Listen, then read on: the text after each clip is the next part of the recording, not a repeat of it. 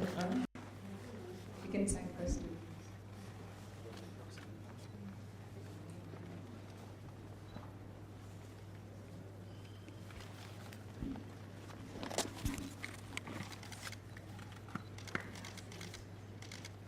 And now signing the treaty.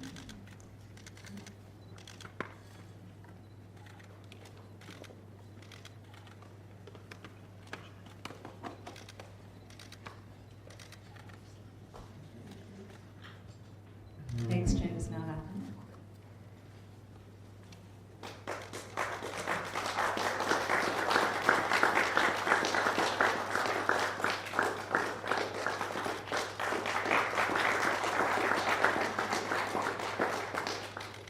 Thank you.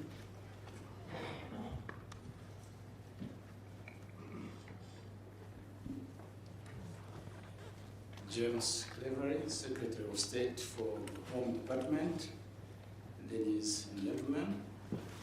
Let me begin by welcoming you in your delegation to Rwanda.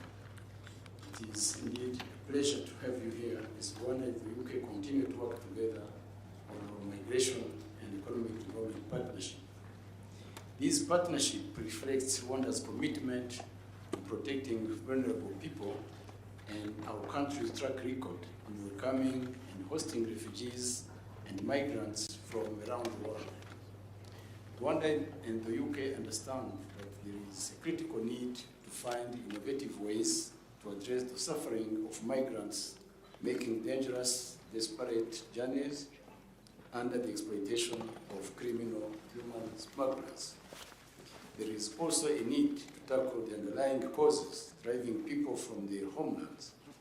In other words, the boats will not be completely stopped unless we reverse the lack of opportunity and insecurity in countries around the world. The treaty we are signing, have just signed today, will reinforce the mutually beneficial framework for cooperation that we have developed. It will re-emphasize in a binding manner already existing commitments that address the concerns raised in the legal process about the protection of asylum seekers. The treaty will also formalize the rule of law partnership with the UK. Together, we will build the capacity of our asylum system as a safe and human migration process. This partnership will also strengthen our asylum process system by exchanging best practices and providing capacity building and expertise in the area of migration. I want to reaffirm that the people relocated to Rwanda will be welcomed and that they will be provided both the safety and support they need to build new lives. Rwanda looks forward to further strengthening cooperation with the United Kingdom and to implementing this treaty. Dear Home Secretary, dear James, I welcome you to deliver remarks before we take a few questions from the media. I thank you for your kind attention.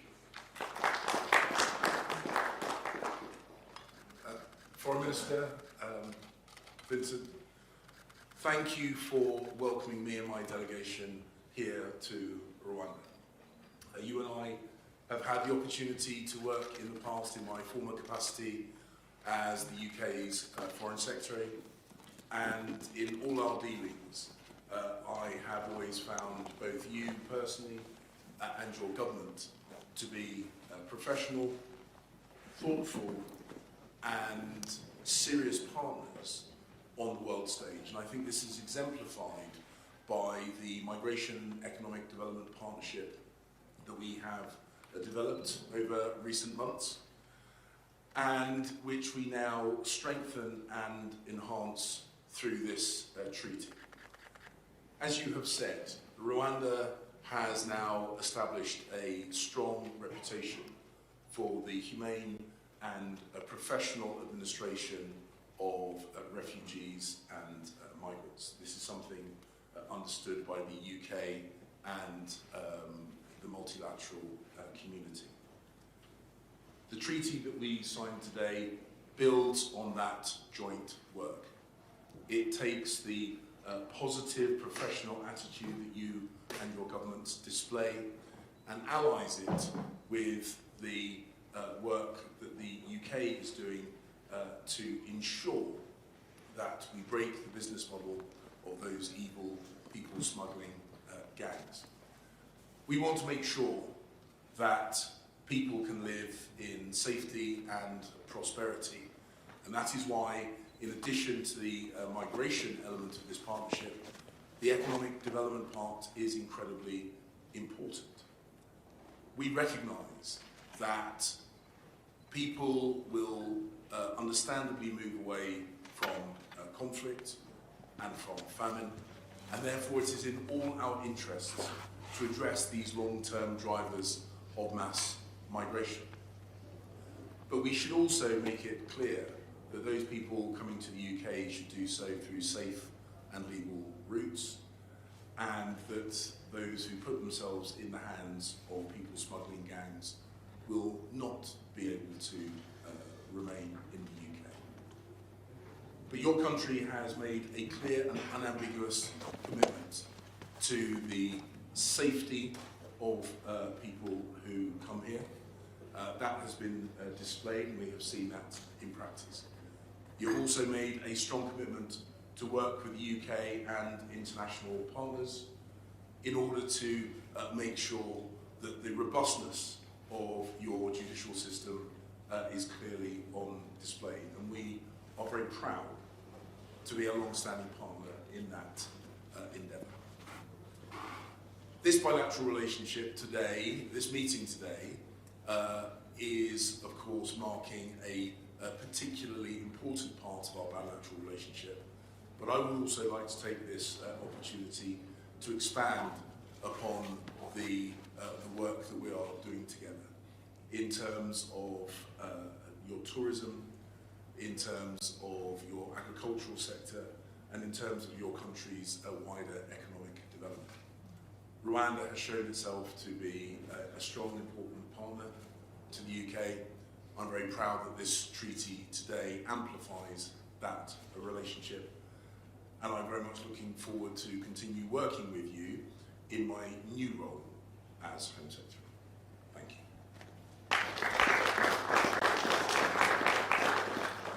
Thank you very much. We'll now take questions from the media. It will be one question per person. Chris, please. Thank you, Minister. Chris Mason, BBC News. Mr. Governor, thank you. Mr. Governor, you're far from the first Home Secretary to head here to try and get this project up and running.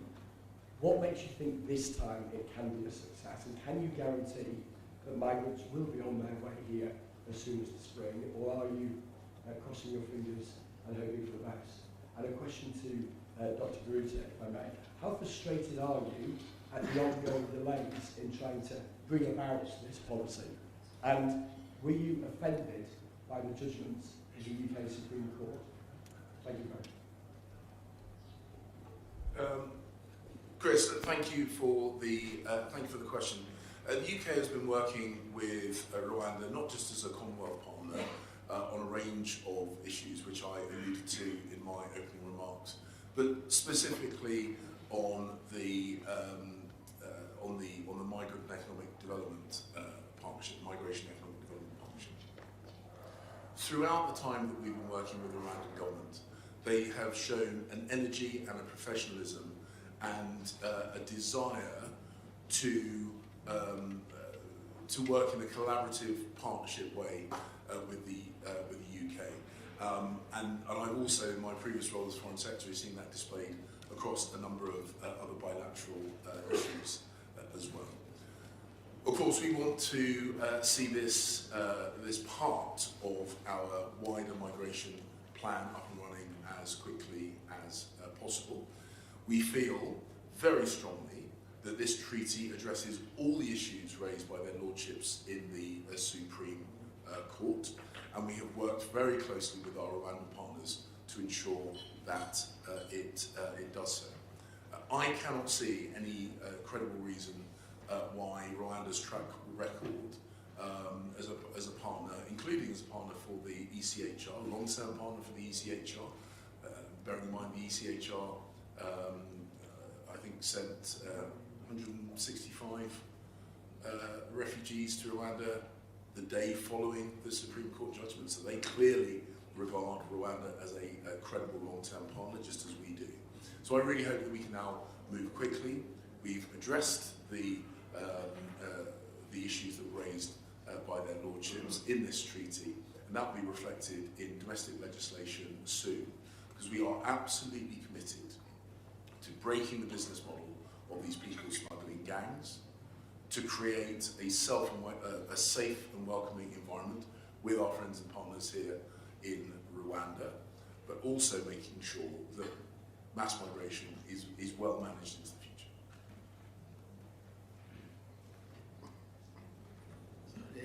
Let me say that Rwanda's commitment is driven by our belief in what is right, rather than seeking external validation or praise. And Rwanda is proud to be part of a solution to a global crisis, that is the migration crisis.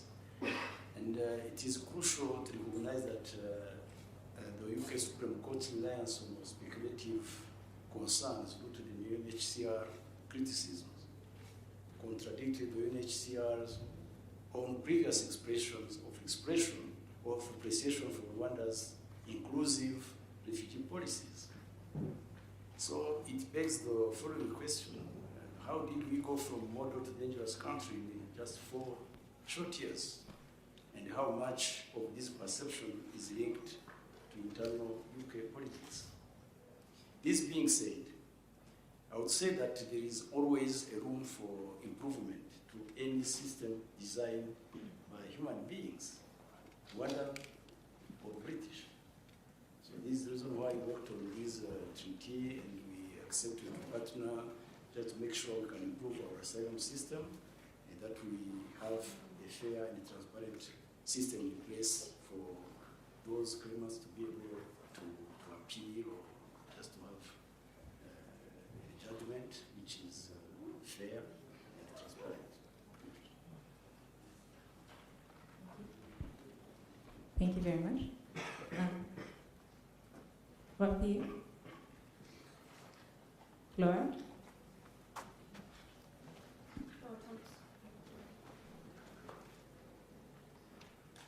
Thompson from the Press Association.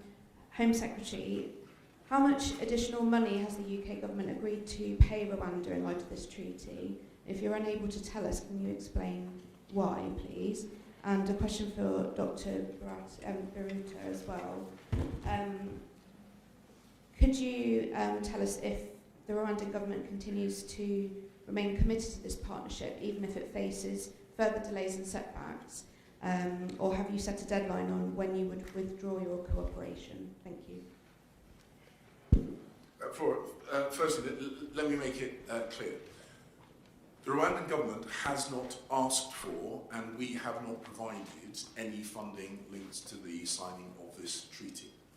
The financial arrangement, which inevitably comes as part of an international agreement, reflects the costs that may be imposed on Rwanda through the changes that this partnership has created in their systems, in their legal systems, and in their institutions.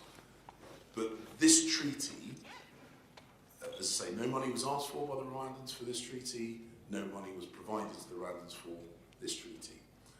Dealing with migration is important, and it is not a cost-free option. But we regard it as the right thing to do, both to protect our borders, to dissuade people from putting themselves in the hands of people smugglers and making these dangerous journeys, often in unseaworthy vessels, whether it be across the Mediterranean or across the Channel. Rwanda is helping the UK in our fight against illegal migration and people smuggling. They are doing so professionally, thoughtfully, and as a partner genuinely willing to work with us on, as Vincent says, the Foreign Minister has said, on what is increasingly a global challenge. Rwanda is very much committed to this migration and economic development partnership. And this is the reason why we worked with our colleagues from the UK to address the concerns of the UK Supreme Court, while we thought they were unfounded or unfair, but we worked together just to address those concerns. So we don't have a plan to withdraw from this collaboration. We have a plan to implement this partnership, and we remain open to just monitor the implementation. We'll be able to adjust one or the other element which will need to be adjusted. So we are committed to the partnership, and we don't have a plan to withdraw from this collaboration. Okay, thank you. We'll take one more question. Vincent?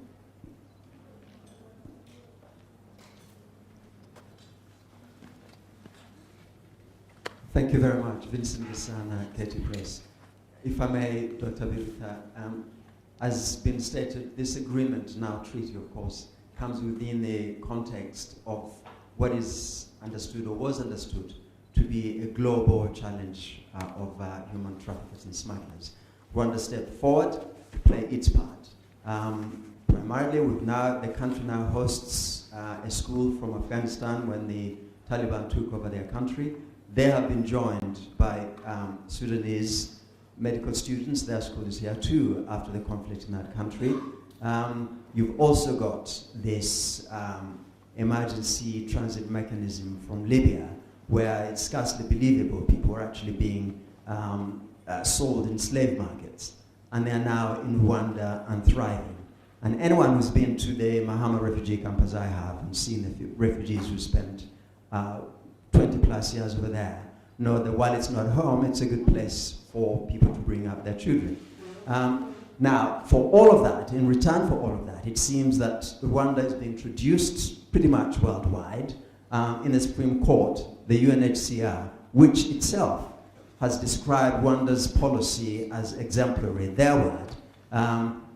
Bizarrely goes to the Supreme Court and says Rwanda is an unsafe country to be. So are Rwandans entitled to ask themselves, why is Rwanda continuing this agreement? Why are they allowing themselves to be traduced? Why not just say, look, we've done our best. We are happy to step forward and participate in what is a global crisis, but we don't want this thrown in our faces anymore. What explanation would you give to them? Why is Rwanda bending over backwards over this? We continued with this partnership because we believe that we are doing the right things to contribute to a solution to this global migration crisis. You mentioned it, we have refugees in this country from all over the world, from Sudan, from Afghanistan, and from the region. And we believe that we are doing the right things in receiving these refugees. The fact is that there are situations around the world which will continue to produce refugees. And it is not helpful for all of us to criticize a country like Rwanda, which is contributing to a solution, while we are not even addressing the root causes. I mean, all of us are not even addressing the root causes which produce those refugees. I said it, we were unfairly treated by international organizations, by the media, by courts, but we believe that we are doing the right things, and those who are criticizing us should bring up alternative to the solution we are proposing. So let's just move forward and implement what we have agreed to do, and just wait for those who are criticizing us to see what alternative system they are going to propose to this problem. Criticizing is one thing, but providing a solution is another one. So we are working on providing a solution, and I think we will survive those criticisms from these various organizations and actors. Thank you. I know the question wasn't directed at me, but with your indulgence, I'd like to make Thank you. a few comments on this. I have a huge amount of admiration for the fortitude of the Rwanda government, who, as you say, have been the recipients of criticism, I think, completely out of keeping with the effort that the government has been making on behalf of UNHCR and other organisations and those refugees themselves. There is a desire, as you have heard, to keep improving those processes and work closely with international partners like the UK and others in order to continue that evolution and improvement processes, just as all governments should seek to do. The UK and Rwanda are working on this because it is important, not because it is necessarily easy or that it buys you cheap or quick popularity. We do this despite the fact that it is difficult and sensitive, because if we don't address these issues, the people that will ultimately be the winners are the people smugglers, they are the slave traders, they are the criminal gangs, and they are the extremist voices who always take advantage of human difficulties and hardship. Rwanda is stepping forward to be a thoughtful and careful partner in solving these incredibly difficult international issues. I think that they deserve support in doing that, and I have been uncomfortable with the tone and the volume of some of the criticism directed at Rwanda for having the courage to step forward and to try and be part of the solution rather than part of the problem. Thank you, Minister. Thank you, Home Secretary. That's all the time we have for today. If you have any questions, please do let me know, and we can proceed from there. Have a good day. Thank you so much.